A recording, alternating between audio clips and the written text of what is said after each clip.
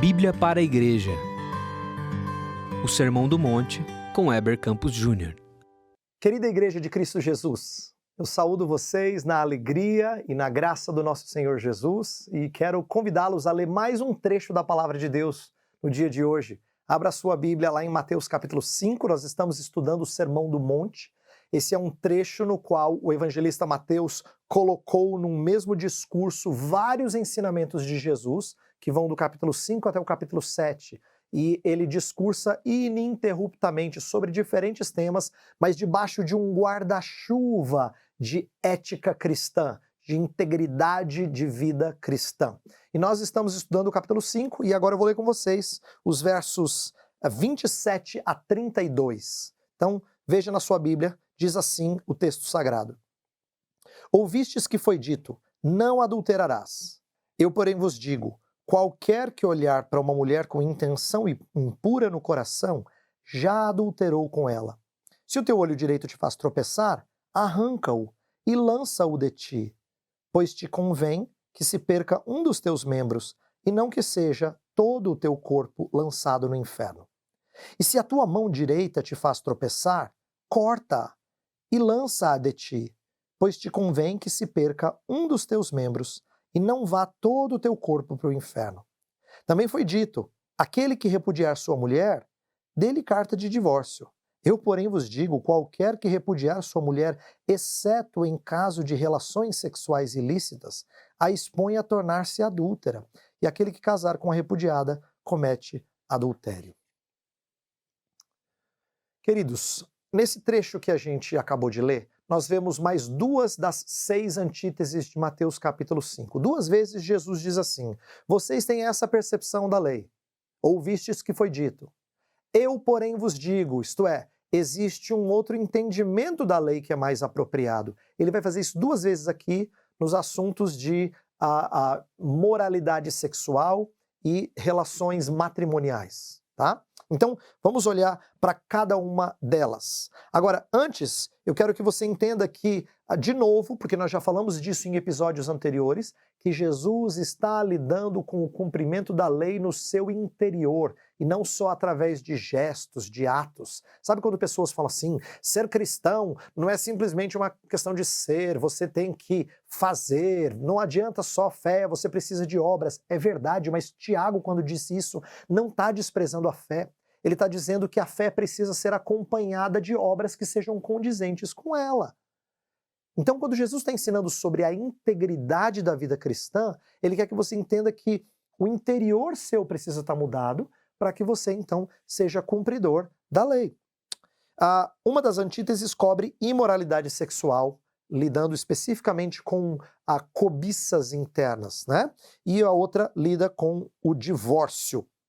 Quando ele falou no verso 20, que vem um pouco antes do trecho que a gente leu hoje, sobre uma justiça superior à dos escribas e fariseus, é porque ele está mexendo agora com aqueles que usam a lei e torcem a lei a seu favor.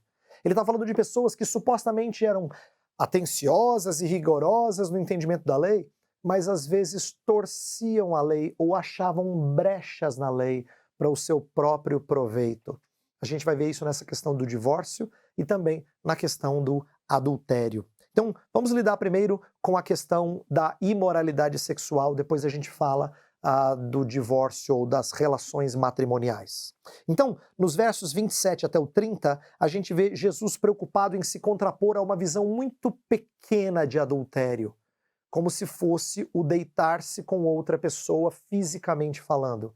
Ele diz, não, isso aí é o ato final, mas existe adultério, quebra do 7º mandamento muito antes disso, na própria cobiça pela mulher do teu próximo. Um detalhe que está presente lá nos 10 mandamentos.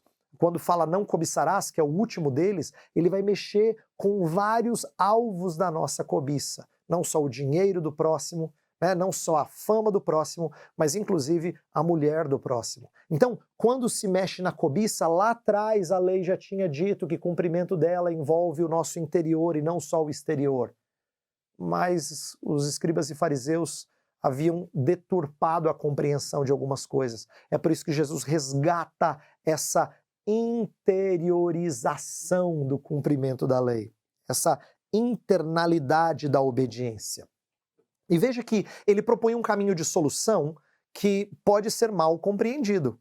Ele diz assim, no verso 29, se o teu olho te faz tropeçar, arranca-o, pois é melhor que você perca um dos membros do que o corpo inteiro ser lançado no inferno. Se a mão direita te faz tropeçar, corta, pois é melhor que você perca um dos membros do que todo o corpo vá para o inferno.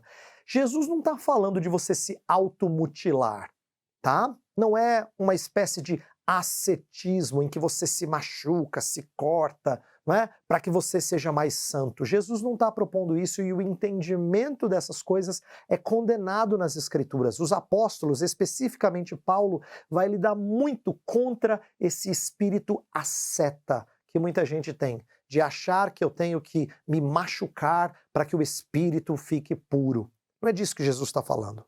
Ele está falando de uma cirurgia radical nos seus amores. Para que você seja santo, você precisa radicalmente matar amores rivais ao amor por Cristo.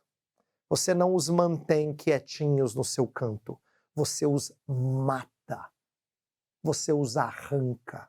Isto é, você mostra a necessidade de mortificar os feitos do corpo para que o Espírito produza e promova o seu fruto. Então, é muito importante que você entenda isso não como um radicalismo de quem fere o corpo, mas de um radicalismo de quem expulsa amores rivais, quando um amor maior invade o seu coração. Jesus quer que não haja múltiplos amores, múltiplas lealdades, mas se corte tudo aquilo que te leva ao pecado. Arranque, seja radical na luta com o pecado. Mas radical aqui não é trazendo dano para o seu corpo, não é disso que ele está falando. A radicalidade está em afastar tudo aquilo que me faz desejar coisas na vida em disputa com o meu Senhor. Nada disso pode ocupar o meu coração. Por isso, preste atenção, cada bênção que você recebe da parte de Deus só não é ídolo quando ela te leva a amar mais o Senhor. Se essas coisas te levam a amar as coisas em si, você já passou a idolatrá-las. Mas se elas te levam ao Senhor, em gratidão a Ele, então elas estão subordinadas ao amor maior. Percebe? Se uma coisa te faz pecar, se você deseja aquilo por si mesmo, então arranca da sua vida, porque você começou a ser cativado por amores rivais. Jesus está ensinando a gente a nos comprometer com Cristo como o nosso noivo. É exclusividade dele. E aquilo que deve acontecer em termos de fidelidade matrimonial é para ilustrar a nossa fidelidade ao nosso Senhor. No verso 31 e 32, a gente vê uma segunda preocupação relacionada. Jesus agora vai lidar com a questão do divórcio e ele vai dizer assim, tem gente que acha que pode divorciar por qualquer motivo, não é? Que pode simplesmente dar carta de divórcio porque ele repudiou. A ideia de repudiar é, eu cansei. E aí Jesus vai dizer nada disso, a não ser que seja por relações sexuais ilícitas, você não pode procurar o divórcio. O que Jesus está ensinando para a gente aqui? Um princípio muito importante, que é o seguinte, antes do que um compromisso tão vazio em relação ao casamento, tenha ele em tão alta conta que a única coisa que legitima, mas não é recomendável, estou usando a palavra legitima a quebra desse casamento, é se a aliança de fato já foi quebrada.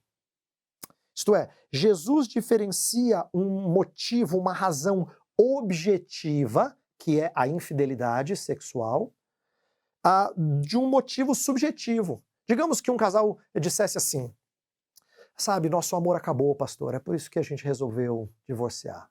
Jesus vai dizer nada disso. Isso é subjetivo. A ideia de alguém que repudia sua mulher é, ele tem motivos. Não.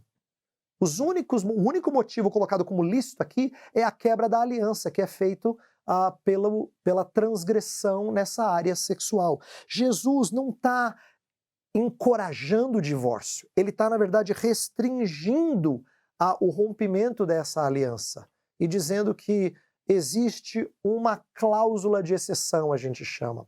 Em outro trecho de Mateus, ele vai mostrar que não era assim desde o princípio. Não era para ser assim. Mas por causa da dificuldade com as quais corações lidam quando essa fidelidade é quebrada, essa lealdade é quebrada, é que Jesus autorizou isso como lícito. Mas na Escritura, nós sempre somos encorajados a perdoar, a superar transgressões para com o nosso eu. E Jesus aqui não é diferente, mas ele está ensinando para a gente que a lei não deve ser entendida como tendo brechas que a gente pode aproveitar. Então eu quero encerrar dizendo assim, nosso Deus, ele é um marido muito distinto daquele que repudia sua mulher. E muito distinto da mulher que quer se afastar do marido, mesmo que seja por razões lícitas, como é o caso do adultério. Porque o nosso Deus é misericordioso, um marido que perdoa e que purifica. Inclusive, o próprio noivo Jesus Cristo morreu pela sua noiva impura para purificá-la.